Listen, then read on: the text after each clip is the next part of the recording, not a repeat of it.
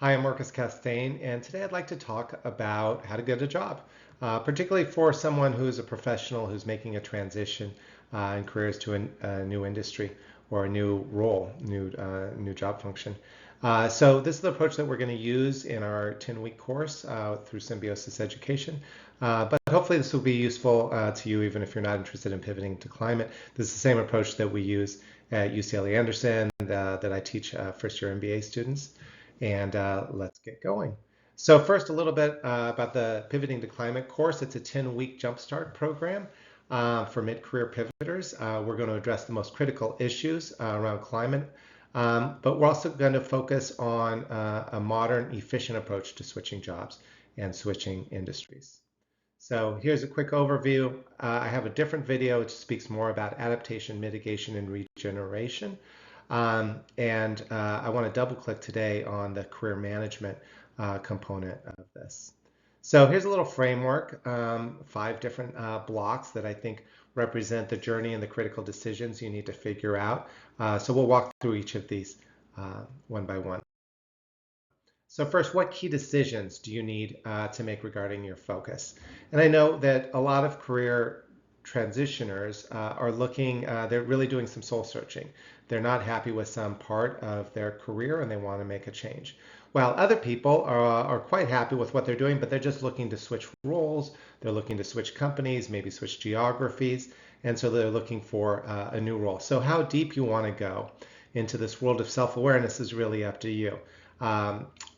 We talk about interest, motivators, and skills as a framework that comes from a tool called Career Leader. There are a lot of other assessments out there as well, including StrengthsFinder by Gallup. And really what you're trying to get to is self-knowledge for the role that is going to, that you're going to be good at doing and that you're going to be excited to do. And this really comes to be important when you're answering that question, why are you here? Why do you want to do this job? And the more compelling you can answer that question, the more compelling a candidate you're going to be. So we're really pushing to try to figure out our answers to these top 5 questions. Your industry vertical, the job function and the specific role you're interested in, your geographical constraints, the compensation you expect, and the kind of culture that you're looking for, including the size of company or organization you're working at. And then you have to prioritize across these things. What is really most important to you in your next role?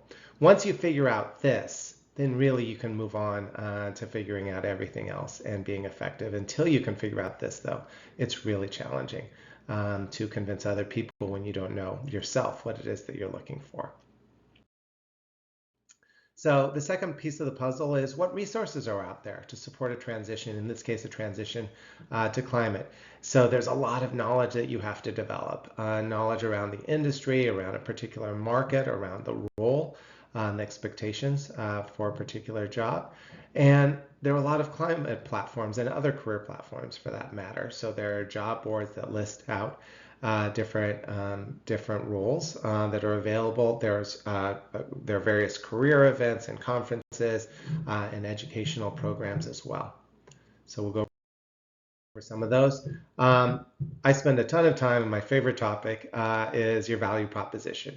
And your value proposition is an extension of your brand, and it is the intersection of what that employer is looking for with what you have to offer.